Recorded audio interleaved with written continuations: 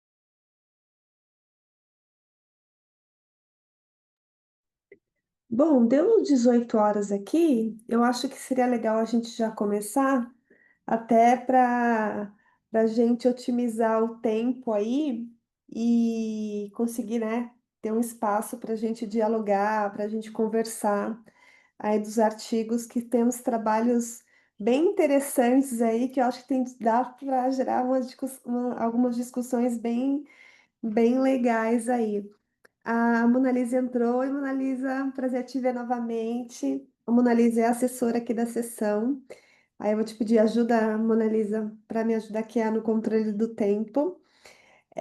Bom, bem-vindos, né, a todos aí ao SEMEAD. Prazer enorme participar de mais uma mesa aqui e ter a oportunidade de ler trabalhos tão bacanas quanto o de vocês. E eu espero que essa sessão ela seja bastante contributiva para que esses trabalhos eles sigam aí para bons journals, né? Então a ideia aqui é um trabalho bastante colaborativo que a gente vá, né, fazer uns com os outros para enriquecer esses trabalhos científicos. Eu vou seguir aqui a programação, eu não vou estender muito tempo em relação à apresentação, etc. Depois a gente pode trocar LinkedIn, contatos, tá? Mas aí eu queria seguir aqui a sequência, né? Eu não tenho o nome dos autores, não aparece o nome dos autores aqui para mim, só o título do trabalho, mas o primeiro é A Construção de Aspirações e Expectativas de Carreira entre Estudantes de Administração, uma análise quantitativa a partir do contexto da UFRGS. O segundo, do Al-Kahir e suas interfaces, empreendedorismo em casal. E o terceiro é a construção da carreira migrante sob a perspectiva interacionista, reflexões a partir da história de vida de uma brasileira migrante na Europa. Queria combinar com vocês uma apresentação assim de no máximo 15 minutos. Aí eu faço um breve comentário de 5, né? E depois a gente deixa os comentários finais, os 30 minutos finais ali para a gente discutir, para a gente trocar. Tudo bem? Perfeito. Então, o primeiro trabalho da UFRGS, de quem que é? É o meu. É o seu? Então, Muito. vamos lá, Monique. Professora, só um instante. Eu posso Sim, avisar quando passar 10 minutos, avisando que falta 5 para a pessoa se organizar pode, no pode chat? sim. Pode sim. Obrigada. Tá bom. Eu vou compartilhar a tela aqui, então.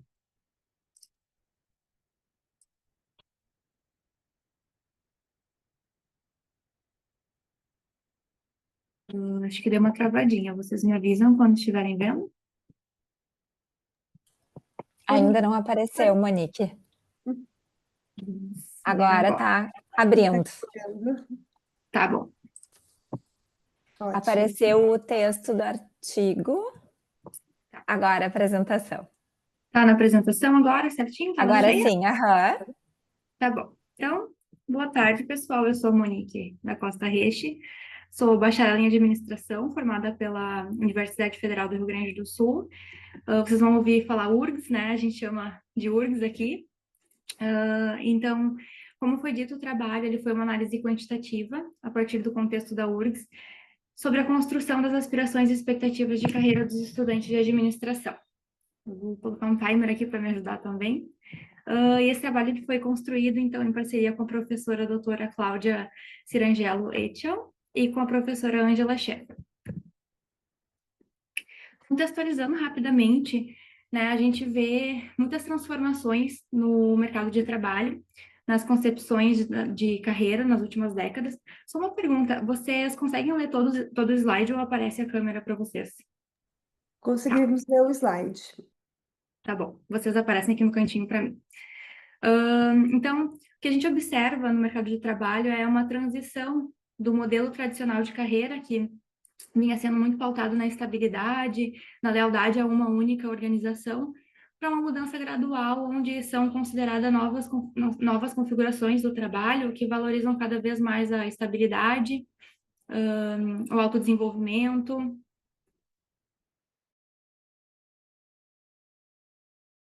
A gente percebe que esse tema é relevante. A juventude brasileira enfrenta vários desafios na entrada para o mercado de trabalho, né? Os dados do IBGE trazem, então, uma série de características como o desemprego, a subutilização do trabalho, a informalidade nessa inserção do jovem no mercado de trabalho e também a inserção precoce que o jovem enfrenta. E esse é um cenário que a gente observa nos cursos de administração, não só na URGS, como do país, de inserção precoce, né? Já nos primeiros semestres da graduação.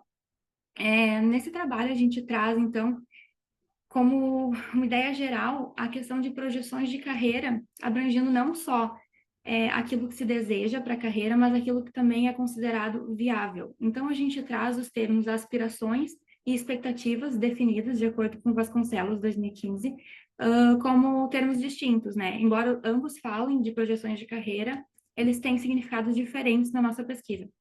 Então, o objetivo geral é investigar como os estudantes constroem as suas aspirações e expectativas de carreira e quais são os fatores que influenciam esse processo.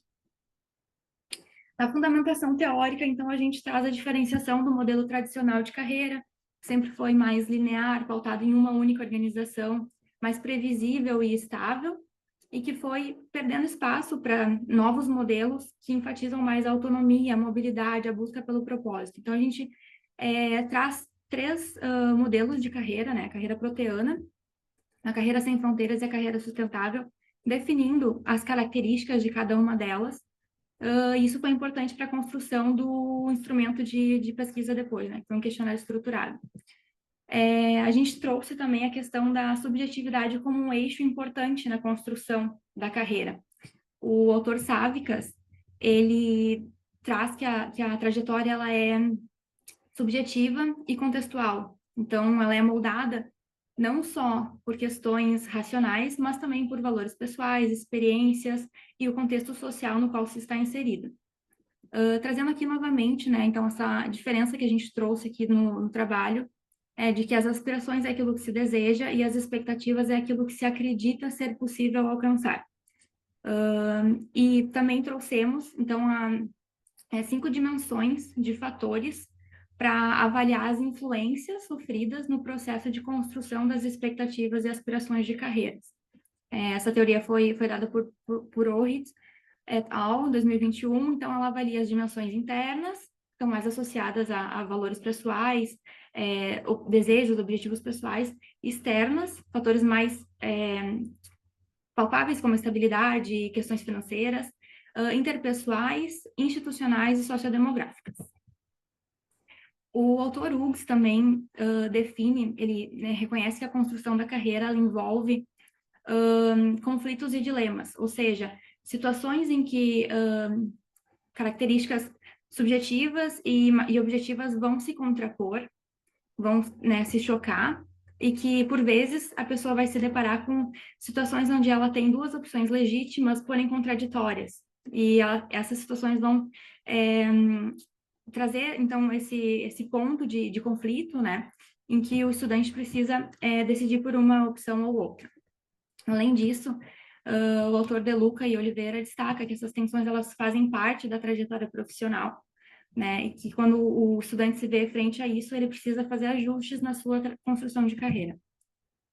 Referente à metodologia, então, como foi dito, foi um estudo quantitativo de natureza exploratória. O instrumento utilizado foi um questionário estruturado em 5 diferentes blocos para atender os objetivos da pesquisa.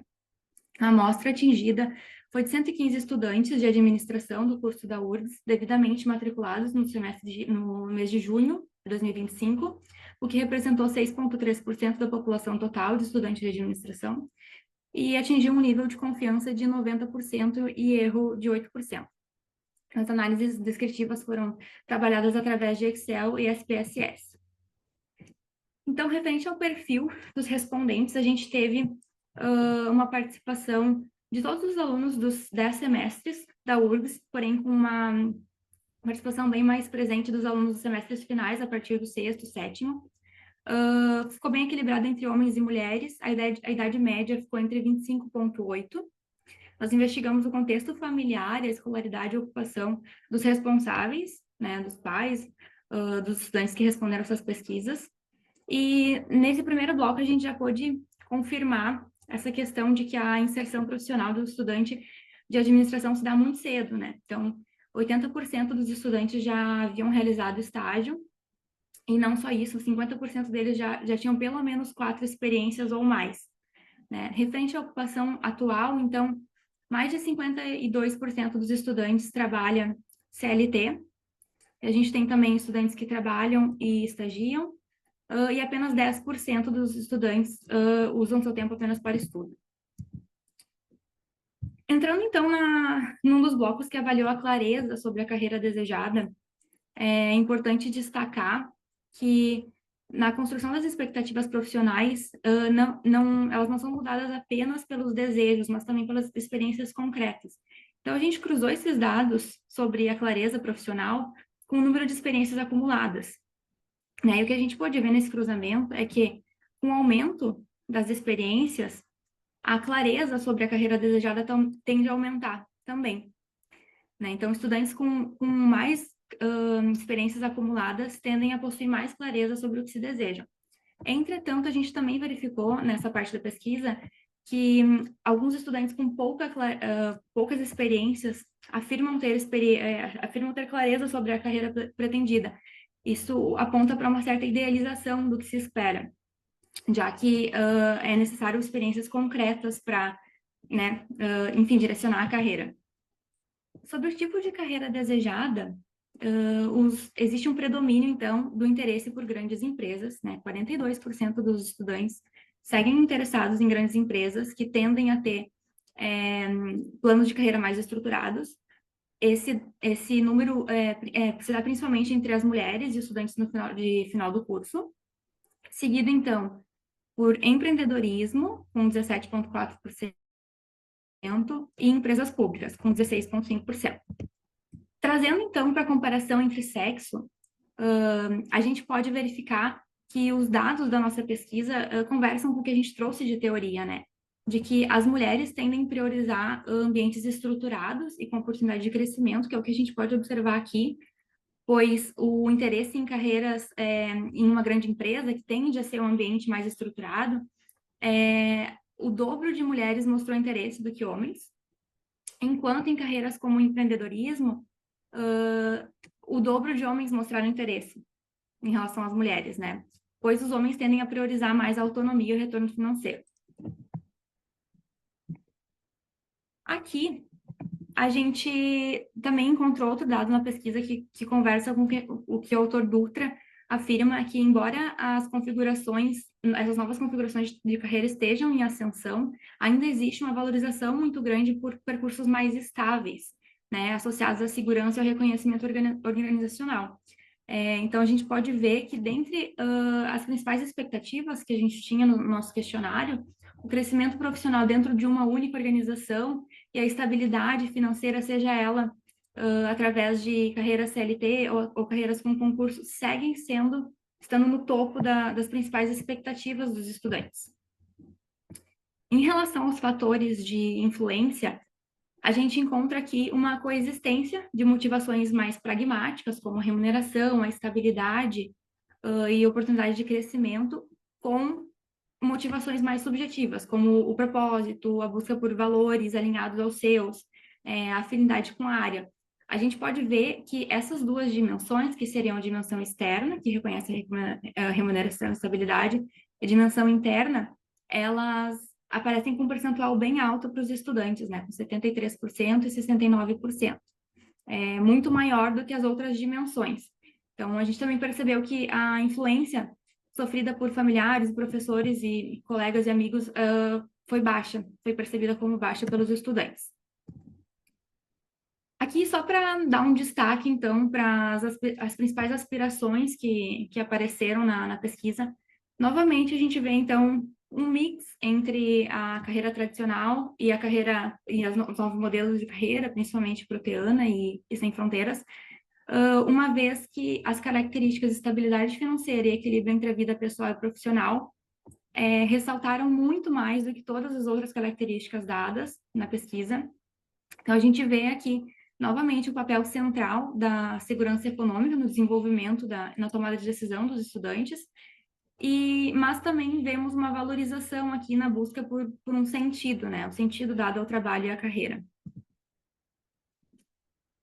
Referente aos conflitos e dilemas que a gente trouxe, né, por reconhecer que a trajetória profissional ela é moldada de acordo com o contexto, por ser uma pesquisa quantitativa, ele foi avaliado através de afirmativas, né? Então, as afirmativas que tiveram a maior média, que os alunos mostraram a maior concordância, foram: já abandonei uma carreira por instabilidade financeira e preciso abrir mão de algo importante para crescer. Então, a gente vê aí uma tensão que existe entre o propósito e a segurança, esse dilema entre ter duas opções legítimas, que seria a estabilidade financeira ou carreira alinhada aos seus valores. E a gente percebeu que nessas médias elevadas confirmam que os estudantes passam por conflitos e dilemas em sua construção de carreira. Então, dito isso, né, a gente traz que a construção das expectativas e das aspirações combinam tanto valores e aspectos tradicionais quanto aspectos contemporâneos, trazendo um mix, então, né, de características da carreira tradicional com os novos modelos de carreira. A gente viu pelos dados que a experiência profissional ela amplia a clareza sobre a carreira que se deseja. As grandes empresas seguem sendo, né, o destino mais desejado pelos jovens, então a gente vê aí como aspectos mais pragmáticos, como a estabilidade, seguem sendo muito importantes na decisão dos jovens, ocupando um papel central ainda na escolha. Os dilemas entre o propósito e a estabilidade são muito... Isso tanto pela média elevada nas afirmativas desse teor, quanto pelo desvio padrão que a gente observou, né, nessas frases em específico. E, por fim, então, a carreira é uma construção multifatorial, subjetiva e contextual, e ela é moldada não só por aspectos práticos, mas também por valores, pela experiência e pelas condições sociais que o estudante, o profissional enfrenta, né? Referente às limitações do trabalho, a gente traz o recorte institucional, né, que foi limitado somente ao curso de administração de uma universidade do Rio Grande do Sul, e o caráter transversal da pesquisa, que não permite esse acompanhamento da evolução das expectativas ao longo do tempo. Mas a gente entende que o estudo serviu principalmente para ampliar a compreensão sobre essas projeções de carreira dos jovens, especialmente nesse momento de transição entre a universidade e o mercado de trabalho. Então, aqui as referências bibliográficas que foram utilizadas no trabalho e na apresentação. E muito obrigada. Perfeito, obrigada, Monique, foi bem precisa no tempo. Eu vou fazer um comentário bem breve para a gente ter espaço para a gente discutir, né, o seu e outros trabalhos. E os meus comentários. Eliane, Oi, tá me ouvindo? Oi? deu um problema no teu áudio, eu não sei se foi só para mim. Vocês me ouvem bem, pessoal? Sim. Eu acho que o Então seu foi está só aqui. congelando um pouquinho, Monique. Quando você estava apresentando, estava congelando um pouquinho. Tá. Acho que a conexão talvez não esteja tão boa. Bom, vamos lá. Vou fazer alguns comentários mais voltados assim para você pensar na publicação do seu trabalho, tá? Mas já te digo que o seu trabalho está muito bem escrito, tá bem construído, bem concatenado. São pequenas dicas mesmo, tá? Que eu identifiquei na sua leitura. Bom, primeiro, eu acho que um ponto forte do seu desenvolvimento conceitual é que você traz artigos recentes sobre o tema. E o próprio conceito, né, que é essa questão da carreira subjetiva, dessa carreira sustentável, se contrapõe a abordagens mais tradicionais, também traz essa questão de um tema que está bem atual, né, que está bem sendo bastante trabalhado na literatura. E você traz estudos de 2020, 2022, isso é muito bacana para publicação.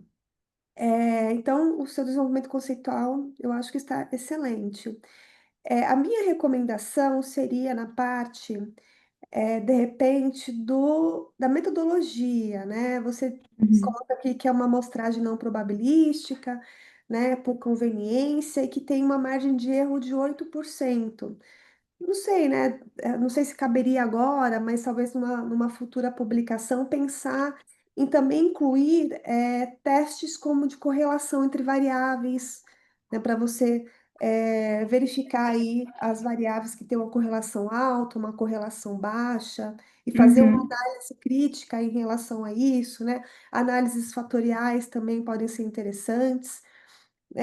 caso caiba no trabalho, seria muito interessante. Se não, fica também para pesquisas futuras. Uhum. Eu acho que você traz uma questão muito importante, que é a questão contextual, o qual se dá todo essa, essa questão da busca por uma certa segurança na carreira, né? Por busca de uma estabilidade. E no caso de desigualdades estruturais, né, você pode também pensar em reflexões críticas nesse sentido de contexto econômico, o que tem moldado as aspirações desses estudantes, né? O que está acontecendo no contexto externo que tem levado esses estudantes a seguir, né, por uma carreira o qual possa se obter mais segurança e não tantos desafios. E na leitura me surgiu também uma dúvida, né? Depois você pode me responder mais à frente. Por que não usou, né? Ou talvez tenha usado na dissertação, na tese, enfim, as âncoras de carreira, porque também traz um pouco dessa ideia dos valores, né, que definem as escolhas profissionais. Então, fica também como uma sugestão para você ler um pouquinho sobre isso e ver de que maneira isso conversa com o seu tema. Sim. O seu trabalho ele traz uma contribuição, né, prática muito interessante, porque ele ajuda a apoiar o desenvolvimento de carreira, tanto na instituição, mas também pode promover ações públicas em relação a isso. Então, acho que você traz um trabalho bastante bacana quanto a essas duas vertentes. Deixa eu ver o que mais que eu anotei aqui.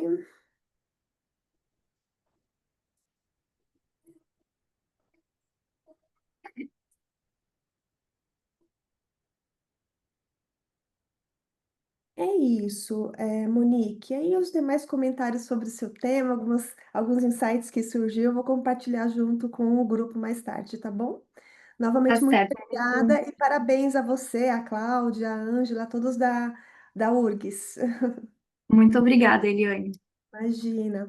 Bom, o próximo artigo é a Dual Career e suas interfaces em empreendedorismo em casal. Aqui. Opa, Vitória, agora é o seu momento. Eu só vou precisar fechar a câmera, que a minha internet está um pouquinho instável, então só para garantir a apresentação, tá? Mas aí para discussões eu Perfeito, faço com a câmera. perfeito. Aí só peço se vocês puderem. Tá tudo ok? Tá Ah, apresentando? só ampliar agora, Vitória. Oi? Não.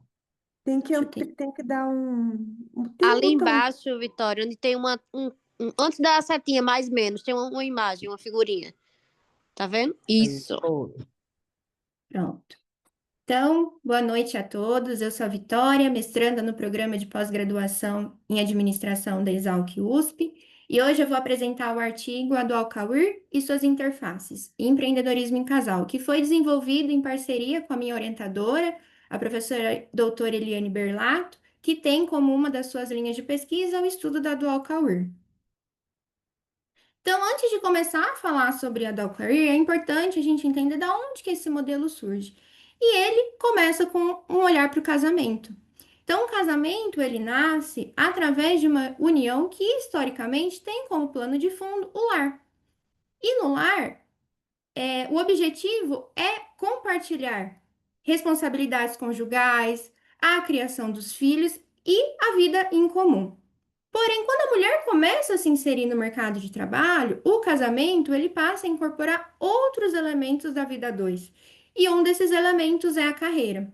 Então, nos novos arranjos que vêm surgindo, o modelo tradicional ele começa a ser substituído pelo modelo da dual career, que é quando os casais, eles além de compartilhar as atividades domésticas, também compartilham as suas ambições de carreira. E é nessa dinâmica que começam a aparecer estratégias para conciliar a vida a dois e as demandas de trabalho. E uma dessas estratégias é justamente o empreendedorismo em casal. Então, aqui, através de uma revisão bibliográfica com os estudos mais recentes da Dual Career e do empreendedorismo em casal, o artigo busca construir uma discussão teórica que tem como questão central como as dimensões da Dual Career se refletem no empreendedorismo em casal, com o objetivo de propor uma agenda de pesquisa que avance a compreensão das relações entre carreira, família e empreendedorismo, mas que também introduzam o conceito de empreendedorismo em casal no Brasil. E para começar a discussão, o primeiro tópico vai ser olhar para as dimensões da Dual Career. Berlato, em 2011, traz a estruturação do modelo da Dual Career baseada no casal, entre carreira e família. Em 2017, a gente tem um complemento disso, identificando que a Dual Career ela tem outros aspectos além do casal. O primeiro deles é o sociocultural, onde nós temos as relações de poder, as assimetrias de gênero e também os aspectos culturais. Nós também temos a dimensão individual, que vai olhar para os modelos da divisão de cada cônjuge e como que é feita essa conciliação. E também nós temos a dimensão organizacional, que são políticas e práticas externas que acabam influenciando o equilíbrio do trabalho e da família. E aqui pode ser influenciando de modo positivo, como as licenças maternidade, paternidade, mas também influenciando de uma maneira negativa, com ambientes mais rígidos que acabam impedindo esse equilíbrio da trabalho e família. E com isso, a partir desse modelo, olhando para essas três dimensões, a gente pode olhar que os estudos mais recentes da Dual Career se fragmentam em dois caminhos. O primeiro é olhar para os desafios. Então, a gente tem estudos que trazem a questão da sobrecarga mental, o sentimento de culpa, de esgotamento, para esse equilíbrio da vida familiar e do trabalho, a desigualdade dos papéis, o confronto do tempo e também frustrações que acabam, a família, né, às vezes acaba limitando oportunidades de crescimento profissional. E o outro lado dos estudos recentes é justamente entender quais são essas estratégias de conciliação para o equilíbrio da família e do trabalho. E algumas dessas estratégias são a busca por empregos que deem flexibilidade, uma rede de apoio familiar ou até mesmo contratação de serviços terceirizados, mas uma das estratégias que ela é de alto impacto é o empreendedorismo. Então aqui a gente começa a olhar para o casal como um parceiro de negócios, que na definição internacional, a gente chama de Cooper News, mas aqui a gente traduz para empreendedorismo em casal. E o casal, ele passa, além de compartilhar a vida conjugal, além de compartilhar a carreira, também compartilhar responsabilidades de gestão e de propriedade. Então, a gente tem um modelo tridimensional aí, de compartilhamento. E os estudos eles identificam que a motivação vem justamente por essa autonomia, por ganhar flexibilidade e ter esse propósito compartilhado entre os cônjuges para fazer o negócio funcionar, justamente para colaborar também o equilíbrio familiar. E como benefício, a gente tem evidenciado apoio mútuo, alinhamento de valores, satisfação conjugal e, inclusive, o desempenho financeiro. A gente tem estudos que revelam que empreendimentos geridos por casais conseguem ser melhores do que o modelo tradicional, justamente por esse alinhamento entre os cônjuges. E, por fim, a gente tem um estudo que explorou os últimos 50 anos de pesquisas Cooper News, e eles identificaram 139 estudos, dos quais foram organizados em 3 eixos temáticos: papéis de gênero, divisão e equilíbrio entre vida profissional e pessoal, e liderança e gestão compartilhada, que se assemelham muito às dimensões da Dual Career. Então, aqui a gente começa já a olhar o empreendedorismo de casal pela lente da Dual Career. E é através disso que a gente começa a enxergar que na dimensão sociocultural a gente tem aspectos e elementos muito parecidos com os casais Dual Career. O primeiro deles é a questão dos papéis de gênero. Então, dentro do empreendedorismo casal, é visto que há uma réplica dos papéis sociais tradicionais dentro da estrutura do empreendedorismo em casal. Até um ponto interessante é que o Marshak, ele destaca que as mulheres, dentro dessa relação de negócio, família, carreira, primeiro elas são vistas como mães e esposas, para em segundo plano serem vistas como profissionais, gestoras e executivas. Então a gente vê essa replicação aí das normas de gênero.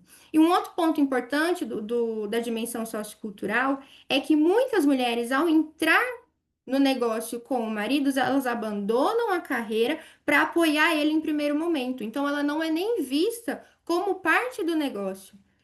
Muitas delas não são nem remuneradas para fazer parte disso. Então, quanto esse reconhecimento simbólico também faz parte dessa construção sociocultural do modelo de empreendedorismo em casal. Quando a gente olha para a segunda dimensão, que é a dimensão individual, a gente tem estudos que vão nessa mesma linha de que a divisão de responsabilidades do negócio é pautada pelo estereótipo de gênero.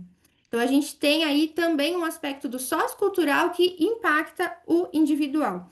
A gente tem estudos que mostram uma outra perspectiva para isso. Eles declaram que, na realidade, essa divisão de papéis dentro do negócio é feita por aptidões. Então, conforme cada cônjuge tem ali suas habilidades, é aí que vai ser delegado cada papel.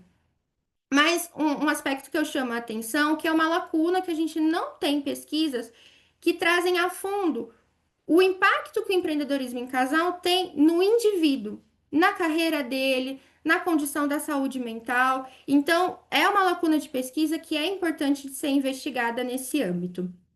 E, por fim, eu chamo a atenção para a dimensão organizacional, que diferente da dual career, onde ela é impactada por modelos externos, aqui no empreendedorismo em casal, a gente tem uma dimensão organizacional interna. Por quê? Porque a gestão, o modelo de liderança vai ser definido pelo casal. A gente tem algumas divergências na literatura, então quando a gente fala de liderança no empreendedorismo em casal, a gente tem a vertente aonde o homem é visto como líder natural, a gente tem a vertente aonde o líder vai ser definido por aquele que teve a ideia do negócio, e a gente também tem literaturas que trazem uma liderança compartilhada, onde os dois assumem papel de tomada de decisão e como parte ativa ali para a gestão do negócio.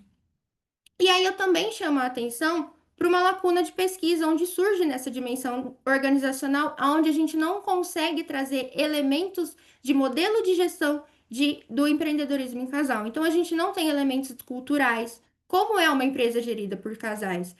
Outro ponto também que é super importante: empresas que são geridas por casais dão atenção para dar suporte para funcionários com aspectos ali para atender os seus familiares, eles têm essa atenção maior de equidade, de diversidade, para além ali, por serem uma empresa ali de cunho familiar. Então, são lacunas que ficam na pesquisa nesse âmbito organizacional. E, por fim, a gente só tem uma pesquisa que olha para casais empreendedores brasileiros, ela foi desenvolvida em Portugal, e eles chamam a atenção que nesse aspecto organizacional, a mulher no Brasil, quando ela está em um empreendimento junto com o seu esposo, ela tem um espaço de maior crescimento e maior possibilidade de liderança do que no modelo tradicional. E isso foi muito característico na pesquisa brasileira. Em outras pesquisas internacionais, isso não foi visto. Então, também é um ponto que acaba chegando a atenção.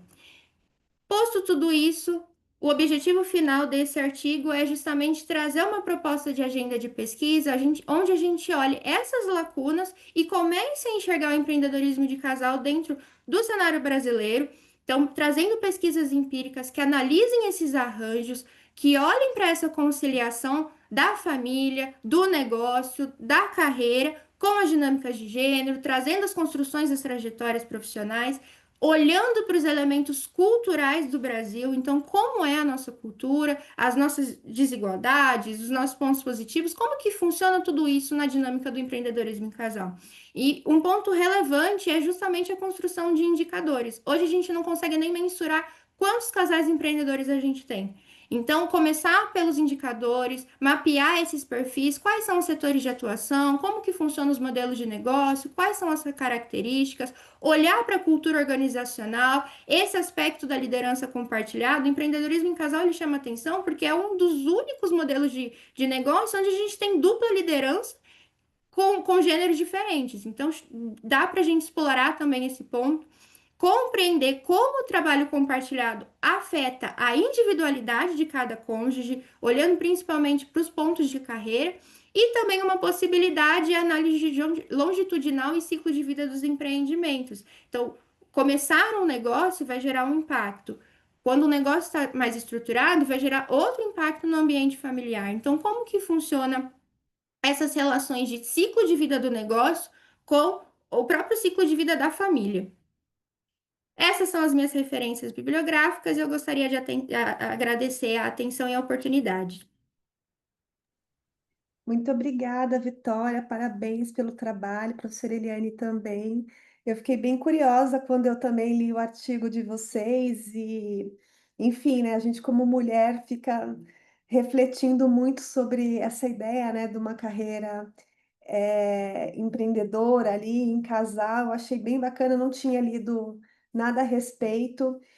O artigo tá incrível, né? Tá lindo e eu acho que vocês trazem uma agenda assim bem robusta de pesquisa.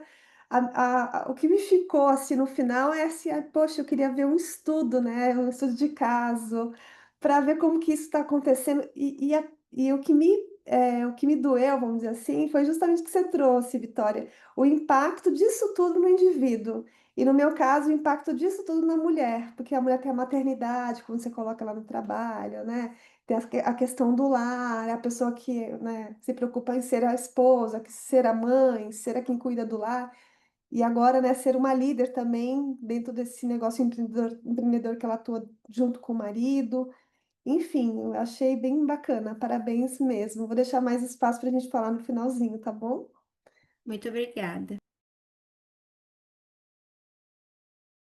Bom, indo agora para o último artigo, é a construção da carreira migrante sob a perspectiva interacionista, reflexões a partir da história de vida de uma brasileira migrante na Europa. Olá, sou eu. Oi, Boa boa noite a noite. todas. Vou começar a compartilhar. Me avisem se deu, se compartilhou.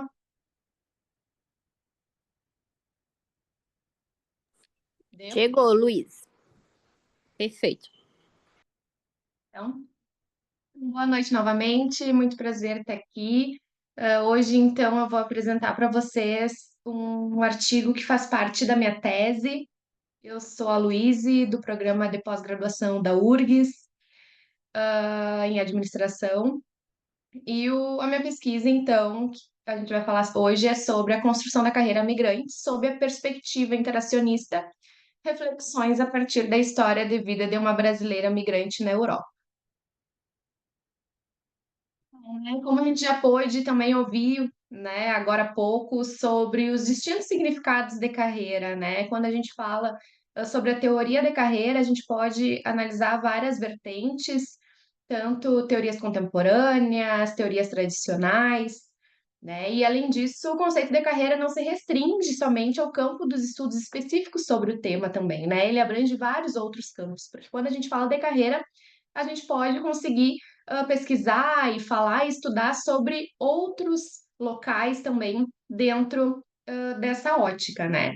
E o meu estudo chama então a carreira a partir da perspectiva sociológica, né? Que é aquele conceito de carreira interacionista que vai se revelar como uma ferramenta analítica para compreender as interações entre os sujeitos e as estruturas sociais. Quando a gente então vai analisar carreira e imigração, a gente entende que a gente está lidando com trajetórias. E aí não é qualquer conceito de carreira que vai conseguir analisar de que forma que a trajetória ao longo do tempo, esse percurso vai se adaptando, né, ao longo dessa trajetória de vida, né, a carreira como também trajetória de vida. Então, embora existam pesquisas sobre transição de carreira, a gente ainda pouco sabe assim sobre esse processo de mudança de carreira involuntária e sobre como os migrantes e as migrantes especialmente dão sentido a essa trajetória, de que forma que o contexto impacta a trajetória de uma carreira migrante ao longo do percurso, nos deslocamentos, das imobilidades. né? Então, tendo em vista isso tudo, o meu objetivo foi analisar a história de vida de uma brasileira migrante sob a perspectiva interacionista de carreira, explorando como a carreira objetiva e subjetiva se destacam a partir de conflitos e dilemas, bem como rupturas, descontinuidades durante a trajetória migratória. Eu parto do pressuposto, então, que ao estudar carreira, é importante a gente articular o tempo, o espaço e atributos individuais para conseguir identificar de que forma que a migrante, no caso, vai conseguir caminhar durante o seu percurso e desenvolver sua carreira. Para isso, a gente considera propício o uso da história de vida, né? Porque a partir desse método a gente vai conseguir analisar todo o percurso de vida da migrante e também o percurso de carreira, de que forma que eles se entrelaçam, considerando que a gente não consegue falar sobre carreira sem falar sobre a trajetória de vida de uma pessoa também, né? E como os estudos ainda de carreira migrante não consideram os desafios específicos das mulheres nesse contexto, né, a gente considera importante realizar essas pesquisas qualitativas e interseccionais para revelar como que se dá a experiência de trajetória de mulheres migrantes na carreira. Então, brevemente falando sobre carreira, né, e esse olhar sociológico interacionista, a carreira interacionista surge na Escola de Chicago, né, começam a falar então sobre o significado da carreira ser algo construído socialmente que vai mudando de acordo com as interações e o contexto que o indivíduo se encontra. Hughes, que é considerado um dos autores, né, mais conceituais que falam sobre a carreira interacionista, ele diz que a carreira é a sequência de papéis, status e cargos vividos pelo indivíduo. Então, ela não vai se basear somente numa posição profissional, e sim toda essa trajetória de vida, o momento que a gente se encontra, que contexto, onde que nós estamos presentes. Quando a gente fala sobre isso dentro da migração, a gente consegue atrelar uma coisa a outra muito fácil, né? Porque de acordo com o país que a gente está, de acordo com a carreira que a gente quer seguir em determinado país, a nossa trajetória de carreira vai se modificando. E aí, visando junto a isso as dimensões objetivas e subjetivas de carreira, né? Porque a gente pode perceber a carreira tanto como uma posição e papel sociais ocupados, quanto aquela percepção de carreira que nós mesmos temos sobre a nossa trajetória, né? Então, nessa teoria sociológica, o indivíduo consegue negociar os seus caminhos frente às oportunidades e os limites em que vive, né? Então, é uma carreira como uma construção social. Além disso, traz a questão dos dilemas, dos conflitos, nas transições de status também, que a gente classifica como os turning points de carreira, né? Que é esses pontos de virada que a pessoa vai viver durante sua trajetória, que vão ter impacto na sua carreira e no seu percurso. E atrelando muito isso com o tempo também, né? Como um processo, um percurso de vida realmente, não analisando somente algo, um tempo de carreira, mas sim a vida inteira daquela pessoa, né? E como a migração pode atuar como um ponto de virada na carreira, porque a gente vê representações de imigrantes que tinham uma carreira consolidada no seu país de origem, e ao migrar eles têm que se reinventarem, se readaptarem, né? Então ela vai induzir novos desafios, reconstruções identitárias, renegociações de papéis, e aí entra muito a questão dos pontos de virada, né? Ampliando então o debate sobre carreira além do sucesso profissional, e sim sobre como que o contexto vai se apresentar nessas trajetórias. E quando a gente fala sobre trajetória de carreira e sobre trajetória de carreiras de mulheres migrantes, a gente fala sobre um grupo muito específico, né, que a gente carrega conosco a questão toda do gênero, da precarização do trabalho, das condições socioeconômicas que se reforçam através da colonialidade, quando a gente migra, né, reforça essas hierarquias globais. E quando a gente fala sobre mulher brasileira, dependendo do contexto que a gente estuda, a gente vê muito sobre esses estereótipos, né? Essa questão do corpo colonial, o corpo colônia, e como que isso tem um impacto na carreira de uma mulher, especialmente na Europa, né? Que daí a gente consegue tratar um pouco mais sobre essa questão da colonialidade. E aí, para isso, a gente usou o método História de Vida, porque a gente considerou que a história de vida, por considerar a trajetória, o contexto e todas essas interações que são atreladas às experiências de vida, ela pôde e nos deu o arcabouço para a gente sustentar a trajetória de carreira dessa mulher migrante, que foi, né, a história que a gente analisou aqui, articulando o passado e o presente na reconstrução do seu percurso, né, de vida. Então, além dela analisar a sua história, né, com a sua própria interpretação, ela também consegue, ao longo que ela vai contando e vai explicando sobre sua vida, ela realiza automaticamente uma autoanálise também, né? Então, a história de vida é uma pesquisa realizada em conjunto.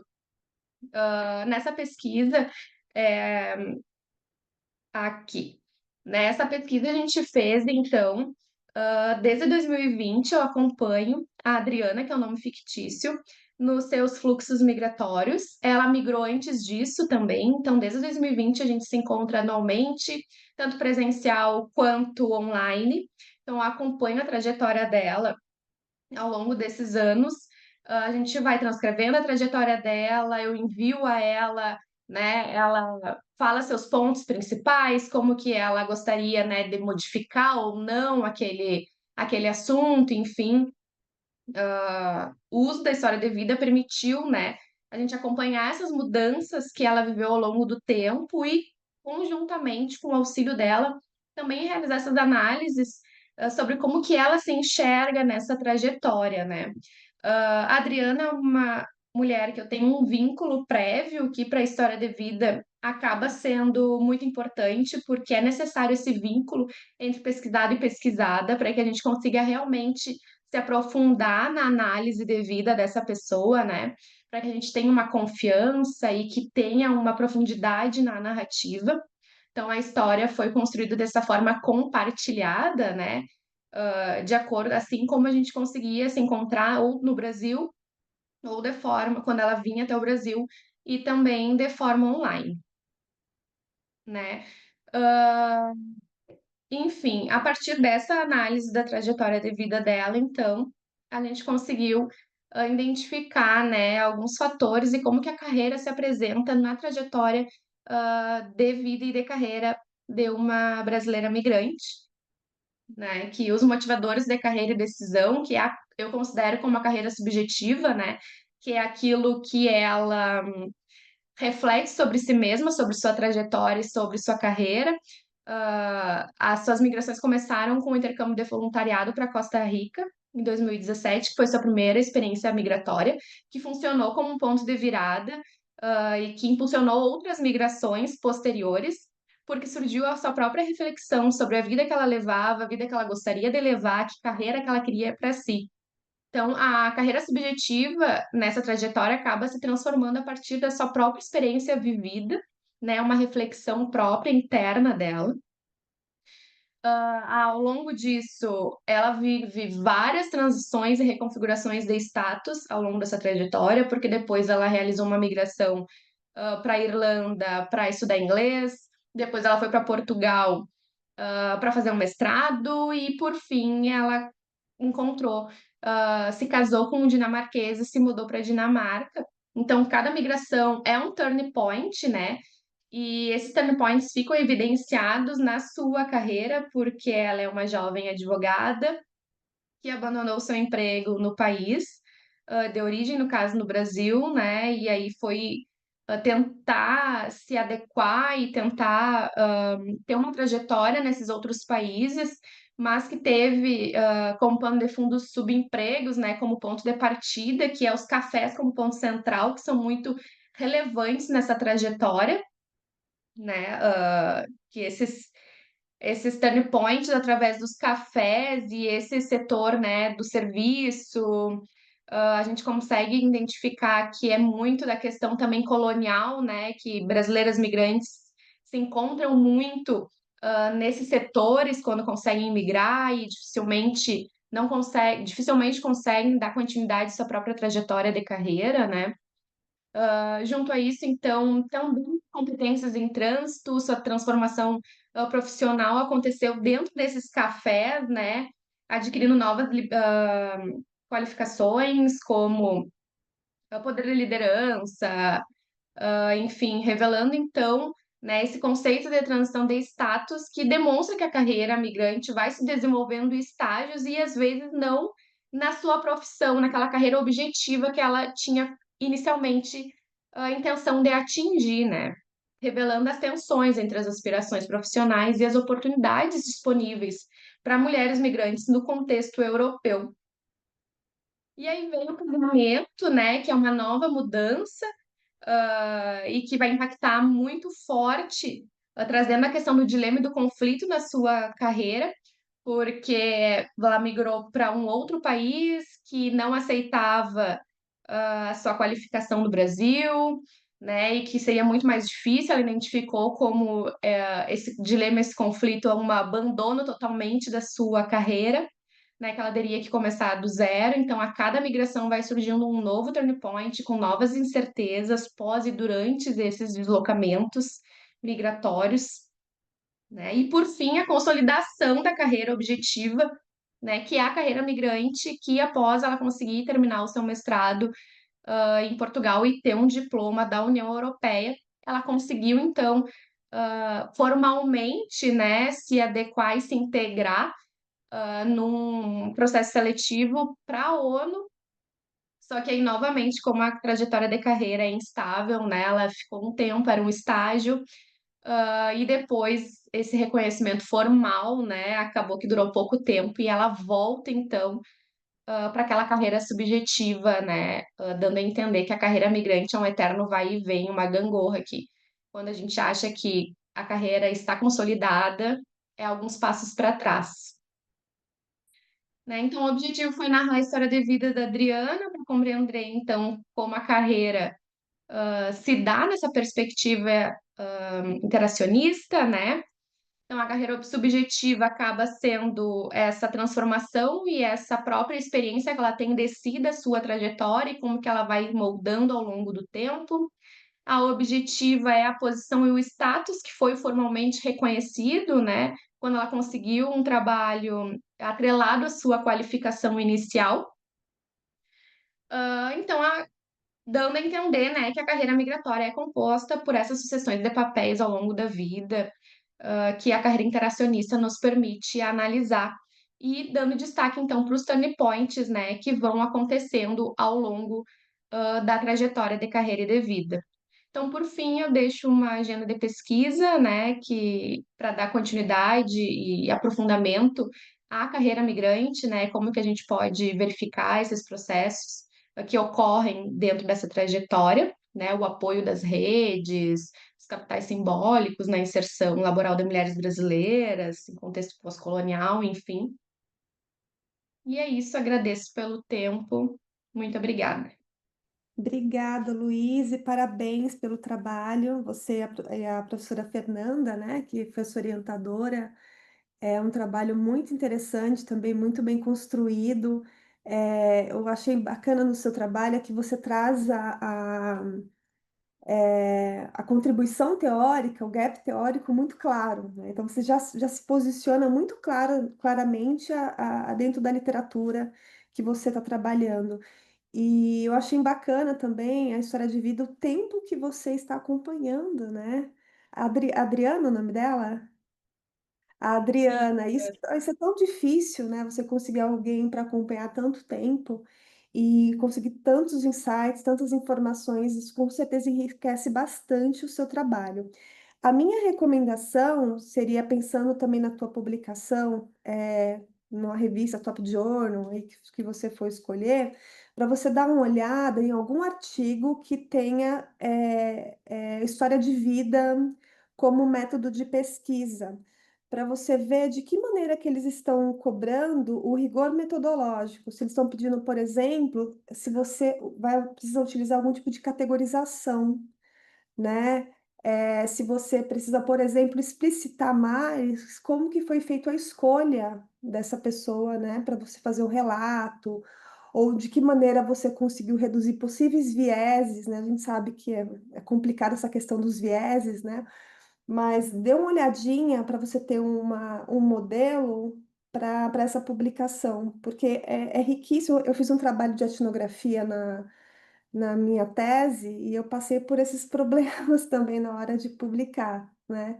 Que talvez sejam questões aí muito características de pesquisa quantitativa, que a gente trabalha muito na subjetividade, enfim, fica como sugestão. No mais, parabéns aí, obrigada pela sua apresentação. Bom, e agora eu quero, né, abrir aqui a gente para a gente conversar sobre os trabalhos.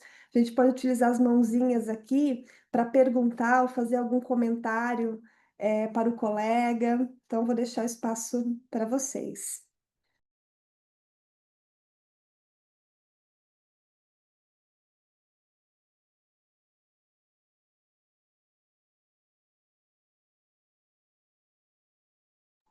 Eu não achei a mãozinha, mas eu posso ligar o meu microfone. Pode sim, Ana Tô no Luísa. Aí eu tô me reorganizando, professor. Primeiramente, eu gostaria de destacar a minha satisfação de estar, né, nessa sessão com trabalhos tão inspiradores, falando sobre carreira, falando sobre as novidades de carreira, né, e novas perspectivas teóricas. E o que me chamou a atenção nesse momento, que eu gostaria de começar perguntando, é sobre a carreira migrante.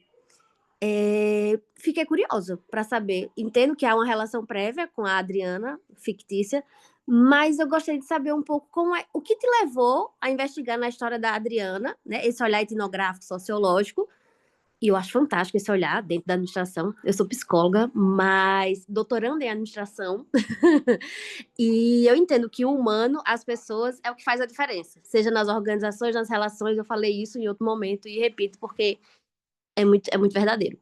E eu gostaria de saber um pouco mais dessa sua. Foi uma tese, né? E desde já eu já parabenizo pela audácia, né? Não sei como é o seu programa, não sei como é a aceitação no seu programa para pesquisas que fogem um pouco do escopo administrativo, administração. E eu queria te ouvir, Luiz, sobre as suas mobilizações e seu interesse de pesquisa sobre carreira migrante, que eu também confesso que eu não conhecia a expressão e fiquei muito interessada. Mona Lisa, então, essa expressão realmente não existia, assim, a gente que vem cunhando ela ao longo dessa minha trajetória no doutorado, porque eu sentia muita falta de uma teoria que pudesse analisar uma trajetória de carreira, né, uma trajetória desse percurso fora do país, porque geralmente a gente fala de teorias tradicionais e aí tem as mais contemporâneas, mas elas, ao meu ver, assim, eu não conseguia dar conta de eu utilizar elas para que elas me ajudassem a falar sobre a questão da origem, sobre a questão colonial, sobre a questão de gênero, sobre a questão de classe, de raça, porque quando a gente fala de uma migração e de uma carreira, né, migrante, a gente não fala só sobre carreira, a gente fala sobre todos esses pontos de mobilidades que podem surgir ao longo dessa trajetória e que vão intensificando ou não, né, o poder que essa pessoa tem de ser móvel nesse país de destino, né? Então, quando a gente fala de homens, talvez seja um pouco mais fácil, quando a gente fala de mulheres brancas do que de mulheres negras, já é mais difícil, uma classe social, né, alta para uma classe social baixa. Então, tem várias nuances que as teorias tradicionais da carreira, eu não estava me encontrando epistemologicamente nessas teorias para falar sobre a carreira migrante. E aí, a partir da teoria interacionista, né, que ao meu ver, assim, foi a que mais eu consigo aproximar, porque ela trata de uma carreira objetiva, da carreira subjetiva, dos dilemas, dos conflitos, porque a gente vendo a vida de uma pessoa que migra e que está na Europa, conhecendo vários países, viajando com muita facilidade, a gente não sabe o que por trás, né? Aquela pessoa abandonou a sua carreira, ela era advogada, no caso, né? E ela, muito tempo, ficou lavando prato, trabalhando de atendente num café. Então, como que uma teoria tradicional vai dar conta de explicar o que essa pessoa está sentindo para isso ser válido na vida dela, né? Para ela abandonar realmente uma carreira que, por várias vezes, ela fala que ela saberia que se ela estivesse no Brasil hoje, ela poderia já ter sua casa própria, já poderia ter seu carro, estaria trabalhando num escritório reconhecido, enfim, para hoje, né, ela estar no zero novamente, porque ela ainda está desempregada, né? Ela ainda não conseguiu se recolocar no mercado de trabalho desde março desse ano, que foi que acabou esse estágio dela na ONU, e ela ainda está procurando emprego, porque ela disse que, por enquanto, não quero voltar a trabalhar em café, eu já atingi a minha carreira objetiva, né? Então, eu acredito que daqui em diante eu consigo dar continuidade para esse meu currículo, para essa minha carreira nesse país. Mas, assim, por isso que a gente usa muito a história de vida, porque não tem como em uma entrevista, em algum outro tipo de método, a gente conseguir falar sobre essa trajetória, porque até eu vi que eu passei o tempo, assim, na apresentação. É que muito elemento para conseguir entender e completar, né?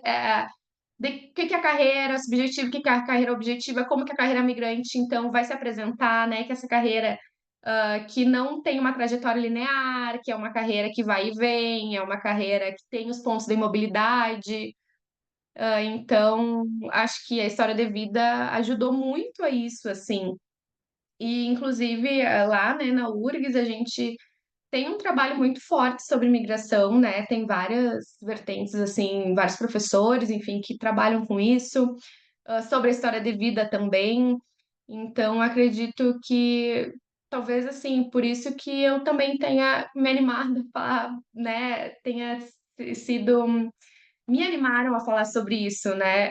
Que a gente consegue sair um pouquinho da ótica da administração, né? Mais positivista, assim, e falar sobre esses outros conceitos e pesquisas mais que a gente não vê com tanta frequência, né? Mais sociológicas.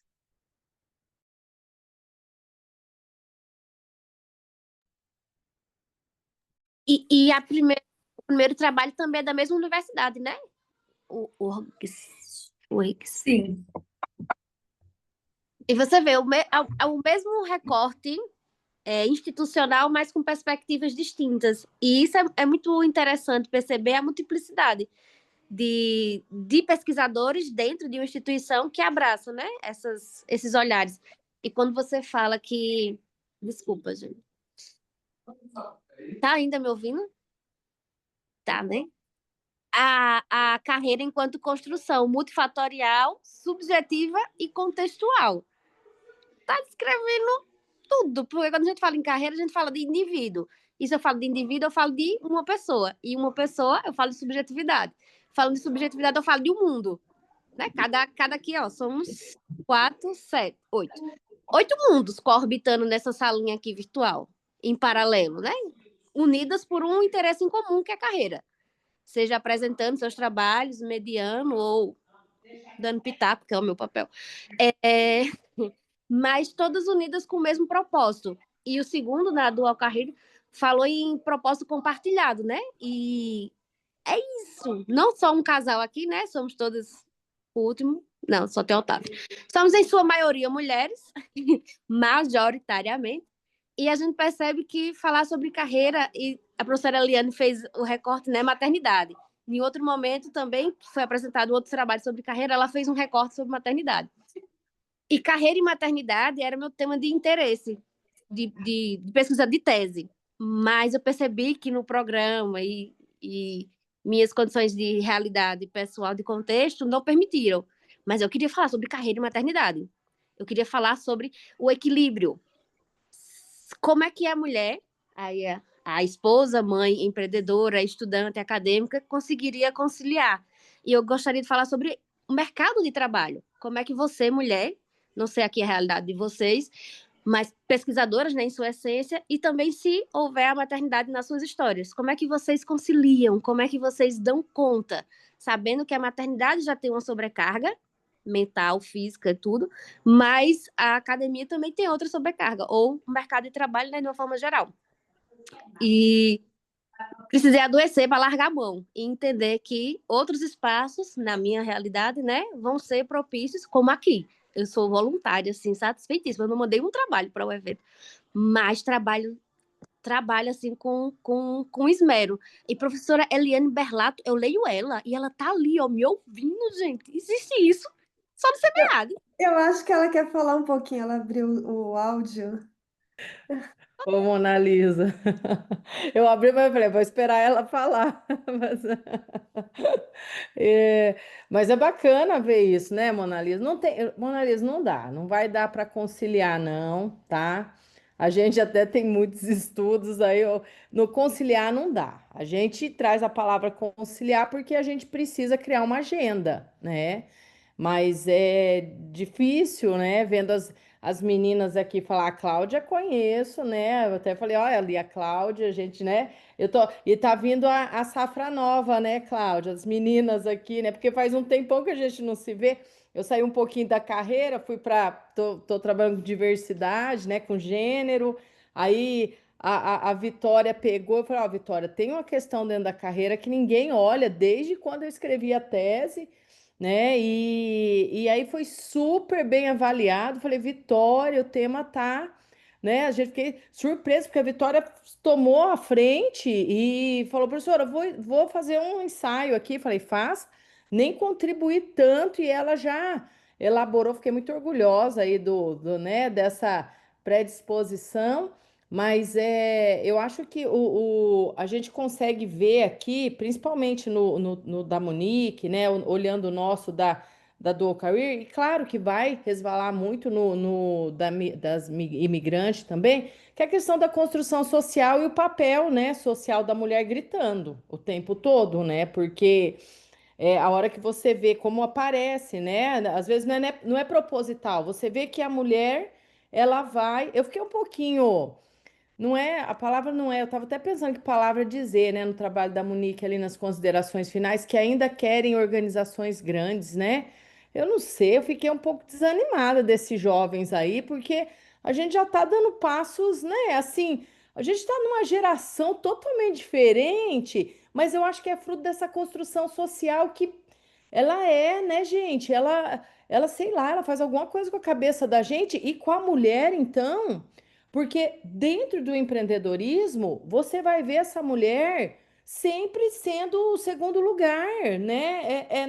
Não há um equilíbrio equitativo. Parece que é naturalizado eu ficar, então, tudo bem, se a gente tiver o filho, eu paro, né? Eu não consigo ver uma. Gente, só cabe a nós dois decidir. E nós dois ainda decidimos pelo desequilíbrio, né? Eu acho que é aí que está o ponto, né? A gente precisaria investigar isso mesmo, porque quando nós olhamos, uma outra aluna minha olhou empreendedores sozinhos, não casados, mulheres e homens, a gente já sentiu isso, que as mulheres que empreendem normalmente estão junto com o marido e os homens sozinhos, né? Agora aqui não, aqui é essa questão do casal, né? É uma díade, mas eles estão juntos em tudo. E agora, se você vê jovens ainda querendo empresas grandes, se você vê um movimento de jovens ainda repercutindo modelos, modus operandi que nós estamos achando, e aí eu adoro a abordagem de vocês, eu acho, né? Até botei as meninas arrasando, porque essa carreira, numa perspectiva construcionista, avança muito no sentido de dizer, nós temos um leque de coisas que não está mais pautado nisso. Aí você traz isso e você vê o outro lado, né? Então fica antagônico. Você fala assim, puxa vida, o que que eu faço? Porque a gente está vendo os dados aqui e a gente reage nesse campo mais, né? Que aí a Mona Lisa falou, eu sou uma, né? Eu tô aqui, gosto, porque é o campo mesmo, Mona Lisa, da gente trazer essas ideias, mas como que a gente reverbera isso, né? Para consciência, para geração. Será que a gente está pecando nas nossas. E aí falo como docente, né? A hora que a gente dá aula para os nossos alunos, eu sempre tento trazer uma visão um pouco mais crítica, mas a gente é né? Olha o tanto de curso de administração. Então, eu sinto falta desse criticismo que eu acho que aparece aqui nos resultados de vocês, né? Muito nessa consciência, né? E quando você põe dois juntos, isso que a gente aqui nem está falando da questão de casais homoafetivos, que o meu aluno também fez um trabalho. Gente, a mesma coisa. eles reproduzem papéis sociais dentro de uma relação homoafetiva. Porque essa construção social, assim, ela martela todo dia, né? Mas enfim, só para a gente pensar um pouquinho junto aí, Mona Lisa, fico honrada aí que você me leia. Nós estamos aí construindo e trabalhando, mas para a gente pensar um pouquinho junto, né, nesse momento. Obrigada, tá? Pessoal, então boa noite. Também fiquei super feliz com essa mesa, né, com essa sessão. Adorei te reencontrar, Eliane. Fazia uns anos, né, que a gente não se via. A Luíse, que é lá do PPGA, então, da URGS, e a Monique, minha orientanda, né? Parabenizei já, enfim, Vitória, pelo trabalho, achei sensacional. E eu queria comentar com vocês que o trabalho da Monique tem um mérito, no meu ponto de vista, um mérito extra, que foi o trabalho de conclusão de curso da graduação. E ela conseguiu, assim, né, num momento que assim, envolve, né, uma série de outras questões. Ela não estava dedicada, entre aspas, só à pesquisa, né? Tinha disciplinas, tinha um tempo curto e ela conseguiu, assim, fazer um trabalho que teve uma profundidade, teve todo um aprofundamento, assim, tanto na exploração teórica quanto nos dados que ela conseguiu. E agora, assim, traçando, né, um paralelo entre esses trabalhos, me chama atenção, né, como a Eliane também comentou, que somos mulheres aqui a falar de carreira, né, com exceção de um homem que aqui se encontra, mas por que será que esse acaba sendo um tema de interesse muito forte de mulheres? Hoje, à tarde, eu passei a tarde na defesa de uma tese que era justamente sobre carreiras também sustentáveis, da Patrícia Bandeira, com orientação da professora Ângela, que foi a nossa terceira autora aqui, e o quanto se fala justamente, né, nessas questões que são internas e que são externas. Então, uma pessoa, um indivíduo não consegue tomar essas decisões de carreira só a partir do que se tem internamente, né, por melhor conhecimento que tenha das suas aptidões, interesses e tudo mais, mas vai ter eventos externos, né, situações de mercado, de culturas organizacionais, inclusive desses papéis sociais que a gente tanto comenta aqui, que vão restringindo muitas vezes essas escolhas e que a Monique endereçou também ali nas aspirações e expectativas, que no trabalho da Luíse, né, a gente percebe como esses turning points. Então, bom, eu posso ter todo um planejamento, eis que o contexto nem sempre reage da forma como eu planejei, para me estruturar. Então, assim, eu acho que todos esses trabalhos trazem muito, né, desse aspecto do quanto a carreira muitas vezes não vai seguir um planejamento e que esses planos, né, vão ser atravessados por fatores que fogem do controle, e inclusive com as questões das fases de vida. E aí eu pensei um pouco no trabalho da Dual Career, que diz também, bem, pensando que muitas vezes esse casal vai empreender como uma alternativa às oportunidades de trabalho, né, que não estão lá tão formais, tão boas assim, então se empreende para dar conta disso, como uma alternativa, vou criar aqui uma oportunidade, já que eu não tenho sempre essa oportunidade, ou para poder dar conta de outros aspectos da vida, né? E aí a gente pensa nas fases de vida, como vocês bem salientaram. E essas fases de vida aparecem lá nos estudantes da Monique e aparecem ao longo desses 5 anos já, 4, 5 anos de acompanhamento da Adriana. Então, achei sensacional a gente conseguir olhar a partir desses diferentes prismas. Respondendo agora, me lembrei um questionamento da Eliane, que ficou desanimada com as mulheres preferirem, né, ou pelo menos terem essa aspiração. Fiquei pensando na época com a Monique, depois tu te coloca, né, o quanto também essa aspiração não tem a ver com as práticas de diversidade e inclusão que começam a ser né? Pelo menos em discurso, aparecer nas grandes empresas, o fato de que cada vez mais a gente tem um olhar sobre um trabalho que precisa dar conta de aspectos da vida pessoal e da vida profissional e também para a fase de vida delas, né? Que são estudantes. Poucas devem ser mães ali, se é que alguma das respondentes era mãe, né? Pensando na questão da maternidade, que costuma ser um momento de opt-out, né? De sair da grande empresa para conseguir dar conta. Então, bem, gente, me estendi um pouquinho aqui, mas queria trazer várias ideias para a gente poder conversar também. Uma satisfação estar aqui com vocês e obrigada. Muito bom. Prof, eu vou aproveitar o gancho do que a Mona Lisa falou também sobre essa questão de um olhar mais multifatorial para responder a pergunta que a Eliane fez no final da minha apresentação, né?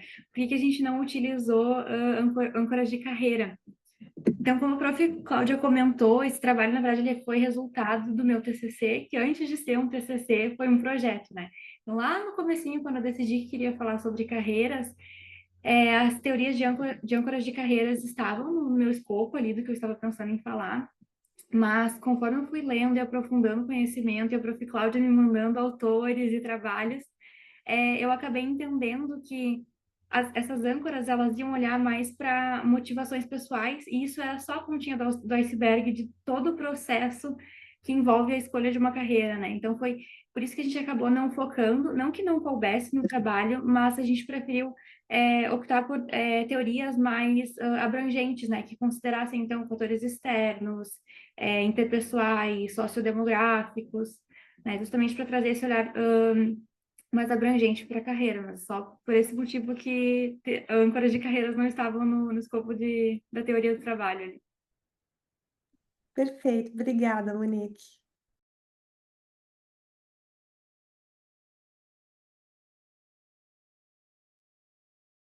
Tirar uma dúvida com as professoras. Professora. Por que os fenômenos de carreira geralmente são todos em inglês, né? A senhora falou agora no opt-out, já tem o dual career e tem o outro lá que apresentaram mais cedo. Só uma curiosidade, né? A senhora como pesquisadoras há anos de carreira.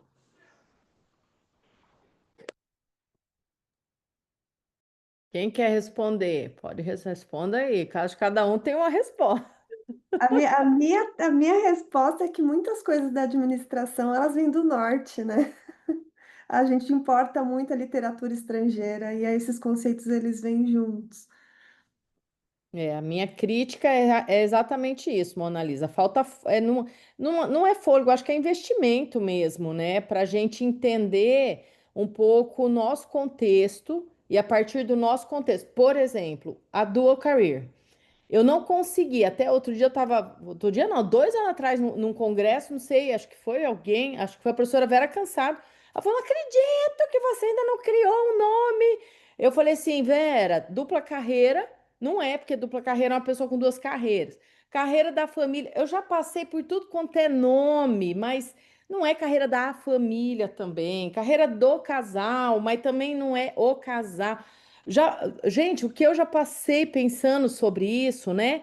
Porque são termos em inglês que você quer olhar para o contexto brasileiro, para nossa cara, né? Então, que cara teria? Mas a gente também não tem grandes estudos sobre geração, agora que está começando a falar, né? O fato da gente nomear a nossa geração no Brasil com nomes que, né, geração Y, Z, não é nosso. Isso aí é tudo principalmente americano, norte-americano. Então, eu acho que a gente precisa partir ainda de um reconhecimento identitário, né? Porque enquanto isso nós vamos fazendo o que dá com os nomes que temos, né? Porque daí a gente já planta essa semente, sabe, Mona Lisa? Mas eu acho que a minha crítica é essa, né? Que vem um pouco dos estudos de cultura organizacional, permeabilidade, né? Essa postura do espectador que a gente também tudo espera, né? Esse falar metade é fast food, eu vou no fast food, então, ou seja, eu falo metade, uso palavra em inglês. Isso mostra um pouco a fragilidade cultural nossa, né? E como a gente precisa entender, porque as multinacionais vieram, tá tudo aqui, a gente precisou criar. A gestão da diversidade está enfrentando exatamente esse problema. porque a gente trouxe coisas, começamos a fazer de uma cultura que já estava adiantada lá nos Estados Unidos. Então, e chegou aqui nos anos 2000, 2000 e pouco. Então, ou seja, nem teoria a gente tem sobre gestão da diversidade, sabe? A gente não está num momento muito fácil, não, porque a gente está tomando a dimensão disso, enquanto isso usando aquilo que a gente tem, né? Porque nós precisamos fazer pesquisa. Mas essa é só a minha humilde opinião, tá?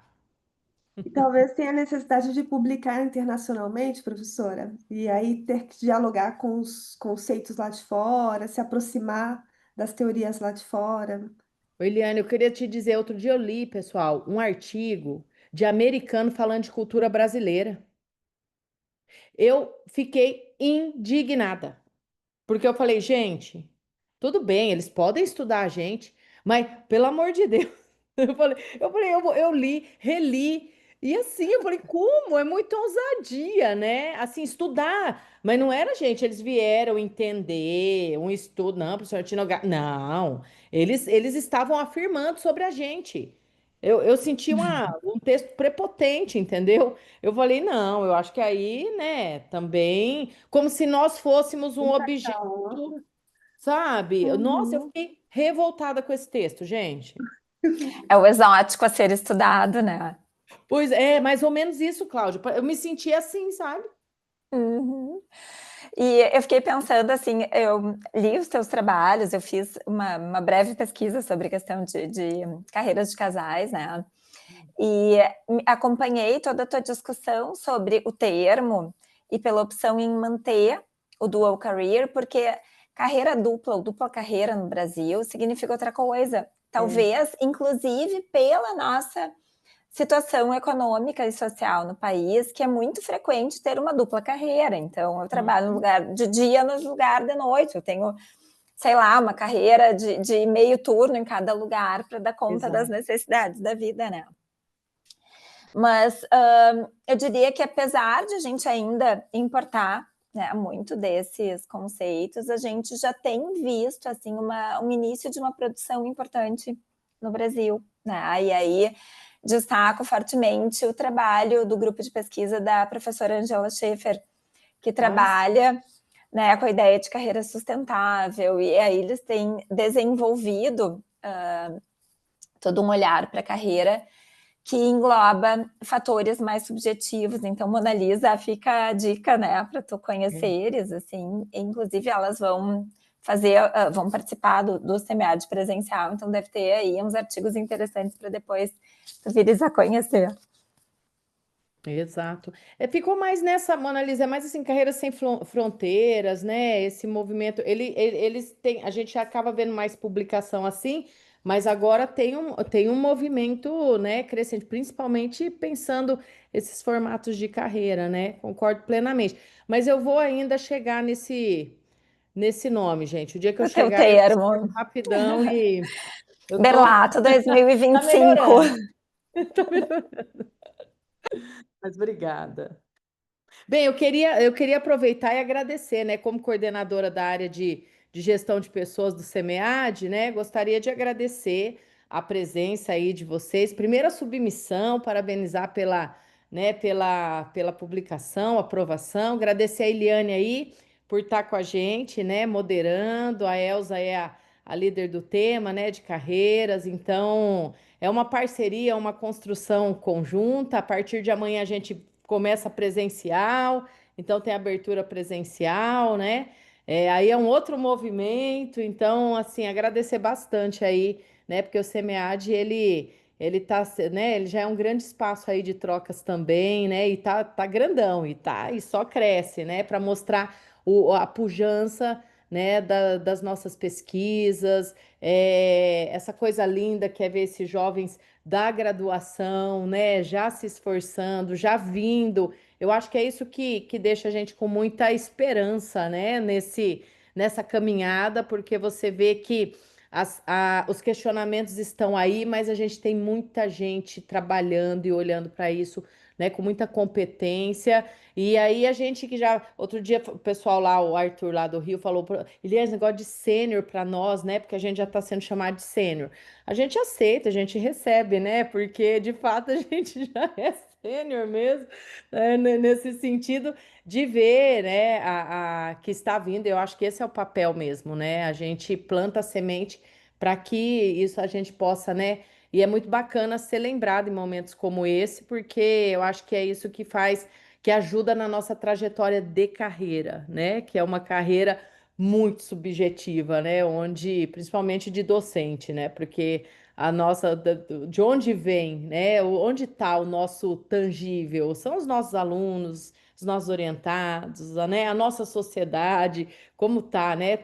Não é só onde está o nosso egresso, é qual o impacto ele está gerando, né? Então, acho que isso, meninas, eu deixo aí, inclusive, para a Vitória, minha orientada, que começando agora também, né? Eu deixo esse estímulo de que, né? E já parabenizo aí, porque vocês estão em muitos. Gente, olha, eu não posso falar da URGS porque eu sou fã de carteirinha de todas lá, tá? Todas e todas. Não, mas é mais todas. Mas agora o Renato foi para lá agora também, tá misturando tudo, tá todo mundo, né? Mas eu gosto muito. Parabéns, tá bom? Obrigada também. Obrigada, professora. É um grande prazer, principalmente por esse clima tão colaborativo que é o SEMEAD. Isso é muito gostoso, né? A gente ouvir os trabalhos e todo mundo colaborar, enriquecer junto. Eu acho que isso não tem preço. Então, Que bom. agradeço aí. Pessoal, alguém gostaria de fazer mais algum comentário, tirar alguma dúvida? Não? Caso vocês queiram, dá para compartilhar o LinkedIn aqui pelo chat ainda, tá? Caso Tá. vocês queiram estabelecer contatos. E no mais, agradeço novamente, obrigada, parabéns a todos, sucesso e nos encontramos aí em próximas mesas. Com certeza. Deixa Um eu só. abração. Avaliar a gente. Peraí, gente. Oi, Para vocês do pedido da SEMEAD, avaliem, por favor, a sessão. Há o linkzinho tá. no. Ah, Aqui, vamos avaliar, Mona Lisa. claro. Muito obrigada, gente. Obrigada. Bom evento para todas nós. Um Obrigada. abraço para Obrigada, todos. pessoal. Tchau, Um tchau. abraço, gente. Tchau. Beijo, parabéns.